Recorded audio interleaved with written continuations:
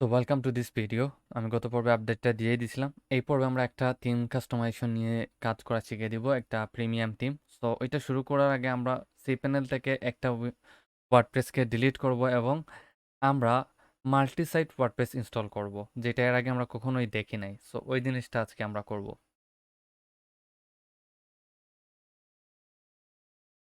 এখানে প্রথমে আমাদেরকে সাইটটাকে রিমুভ করে দিতে হবে, কারণ একটা সাইট ইনস্টল করা আছে ওই ইউআরএল এ। সো আমি সাইটটাতে ক্রস করে এখান থেকে রিমুভ ইনস্টলেশনে ক্লিক করে দিই এবং ডাব্লিউপি এমইউ সাইটের মানেটা কি, আমি আই হোপ যে এই ভিডিওটিতে আপনাদেরকে একদম ক্লিয়ার কনসেপ্টে ধারণা দিয়ে দিতে পারবো, আর কোনো প্রবলেম হবে না।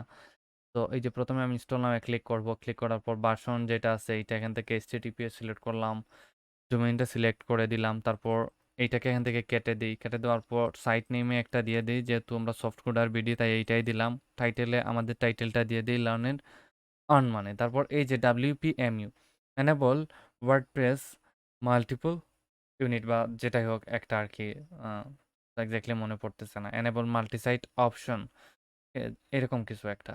তো আমরা এটা এনেবল দিয়ে দিব। এইটার কাজ কি আমি আপনাদেরকে সিম্পলি বুঝাই। যেমন আমরা এই ডোমেইনে যদি চাই যে আমরা সাবডোমেইন তৈরি করতে, তাহলে বারবার আমাদেরকে সি প্যানেলে এসে সাবডোমেইনে যেতে হবে, ক্রিয়েট এ নিউ সাবডোমেইন করতে হবে, এরপর আবার ওইটা থেকে ওয়ার্ডপ্রেসটা ইনস্টল দিতে হবে। ওই যে একটা প্যারার কাজ আছে না। সো আমরা যখনই কাজ শিখবো, আমরা একটা ডোমেইনে একবার ওয়ার্ডপ্রেস ইনস্টল করব, তারপর ওইটা থেকে যত ইচ্ছা তত আমরা সাবডোমেইন তৈরি করব আমাদের ডাব্লিউপি অ্যাডমিন থেকেই।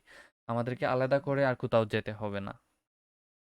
তো আমরা শুরু করে দেই জিনিসটা। অ্যাডমিনের নেমে এখানে একটা অ্যাডমিন নেম আমরা দিয়ে দেই। অ্যাডমিন নেম এবং পাসওয়ার্ড এই দুইটা জিনিস আমি দিয়ে দেই, যেহেতু এটা একটা অফিসিয়াল ডোমেইন। সো আমি ভিডিওটা পজ করে এই অপশনটা ফিল আপ করে দেন কন্টিনিউ করতেছি। ওকে, সো আমি ইউজার নেমটা সচরাচর দিয়ে দিলাম একটা, তারপর পাসওয়ার্ডটা হাইড করে নিলাম। এরপর অ্যাডমিনের জন্য একটা ইমেইল এখানে দিয়ে দিয়েছি, admin@the rate of, তারপর এই যে মাল্টিপল ওয়ার্ডপ্রেস সাইট এটাকে এনেবল করে দিব। না, এটা এনেবল করার প্রয়োজন নাই, আর কিছু করতে হবে না আমাদেরকে। এখান থেকে আমরা ইনস্টলে ক্লিক করে ইনস্টল করে দিব, তাহলে আমাদের ওইটা ইনস্টল হয়ে যাবে।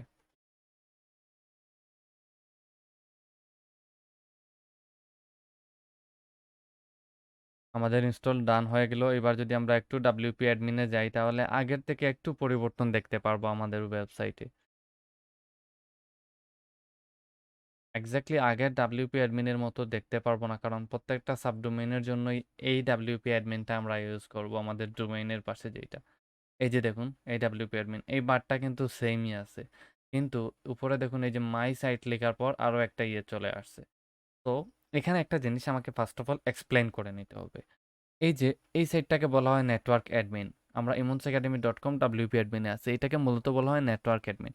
আপনি এই সাইটে যতগুলাই সাবডোমেন ক্রিয়েট করবেন না কেন, সবগুলা এইখান থেকে দেখতে পারবেন। কেমন? আর এইখানে যেমন আপনি যদি একটা থিম ইনস্টল করেন, তাহলে এখান থেকে থিমটা ইনস্টল করতে হবে এবং আপনি যতগুলা ডোমেইন এখানে সাবডোমেইন নেবেন সবগুলাতে ওই থিমটা দেখতে পারবেন। সিমিলারলি প্লাগইনের ক্ষেত্রেও সেম, সেটিংসের ক্ষেত্রেও কিছু সেম। এবং আপনার সাইটগুলা এই যে মাই সাইটে ক্লিক করে সবগুলা সাইট এখান থেকে দেখতে পারবেন, এবং নেটওয়ার্ক অ্যাডমিনে আমি যে থিমস প্লাগইনসগুলো যেগুলো বলেছিলাম ওইগুলাই আছে। জাস্ট আমরা যখন কাজ করব তখন প্র্যাকটিক্যালি আরও বুঝতে পারবো। এইবার প্রশ্ন হচ্ছে, আমি যদি imonsacademy.com-এ কিছু চেঞ্জ করতে চাই তাহলে কিভাবে করব? আ এইটা বোঝার জন্য এই যে মাই সাইট থেকে এই যে সফট কোডার বিডি আমরা নেম দিছিলাম, এইখান থেকে যদি আমি এই যে ড্যাশবোর্ডটাকে একটা নিউ উইন্ডোতে ওপেন করি, তাহলে এই যে ড্যাশবোর্ডটা পাবো, এইটা হচ্ছে যে আমাদের imonsacademy.com এর জন্য আমাদের মেইন ড্যাশবোর্ড। ওকে।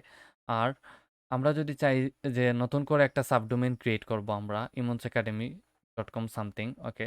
তো ওইটার জন্য আমরা কি করব? মাই সাইটে ক্লিক করব, তারপর নেটওয়ার্ক অ্যাডমিনে ক্লিক করব, এখানে নিউ অপশনে, তারপর এই যে সাইটস অপশনে ক্লিক করব। এবং সাইট থেকে আপাতত আমাদের এই যে মেইন একটা সাইটই তৈরি করা আছে, আর কোনো সাইট করা নাই। সো আমরা এড নিউ সাইটে ক্লিক করি। ক্লিক করার পর আমাদের সাইটের ইউআরএলটা দিতে হবে। এখানে একটা জিনিস আপনাদেরকে বলে নেই। ফর এক্সাম্পল আমরা যেহেতু পাস্টে সাবডোমেইন ক্রিয়েট করতাম, আমাদের সাবডোমেইনটা আসতো আমাদের ডোমেইন নেমের পাস্টে। কিন্তু এই নেটওয়ার্ক অ্যাডমিন থেকে সাইট ডোমেইনটা করলে ওইটা আসে ডোমেইনের শেষে। এতে করে হয় কি, অনেকেই বুঝে না যে এটা সাবডোমেইন এবং একটা কনফিউজের মধ্যে পড়ে যায় না। ওরা মনে করে যে এই মেইন ডোমেইনের আন্ডারে কোনো একটা অপশন। যার জন্য এই সাবডোমেইনটা ভেরি ইফেক্টিভ এবং এফিশিয়েন্ট। তো আমরা এখানে একটা সাবডোমেইন দিয়ে দিই। ফর এক্সাম্পল কি দিব, আমরা আজকে একটা ই কমার্স থিম ইনস্টল করা শিখবো, যেটা হচ্ছে উড মার্ট। সো আমি দিয়ে দিই উড। মার্ট, ওকে উডমার্ট দিয়ে দিলাম। তারপর সাইট টাইটেল দিয়ে দিতে হবে, সো আমি দিয়ে দিই যে উডমার্ট, উডমার্ট টিম দিয়ে দিলাম। এখানে টিটা বড় হাতের দিয়ে দিই। তারপর সাইট ল্যাঙ্গুয়েজ, অ্যাডমিনের ইমেইলের জন্য আলাদা কোনো ইমেজ দিতে পারে, আবার একই ইমেজ দিতে পারে। তারপর অ্যাড সাইটে ক্লিক করি।